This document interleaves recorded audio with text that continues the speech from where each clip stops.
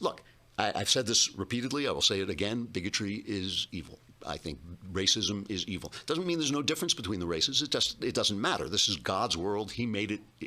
We are instructed to love one another. But it's not racist, for instance. It's not racist to say there are a lot of Jews in Hollywood any more than it's racist to say a lot of blacks play basketball. Good for them. There's an old joke in, how does it go?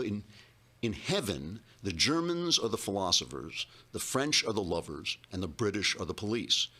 In hell, the British are the lovers, the French are the philosophers, and the Germans are the police.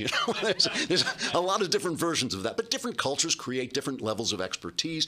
Possibly there's a genetic component in there too. I don't know. And it means that when criminals turn up, because they will turn up in every race, they turn up in those areas. You'll probably find a Jewish criminal being like Bernie Madoff before you find one mugging you on a dark street. It's just where the cultures have led people to go. But they're going to be good people and bad people, and they will partake of that culture and that narrative. That's the way it goes. That's not bigoted to say those things.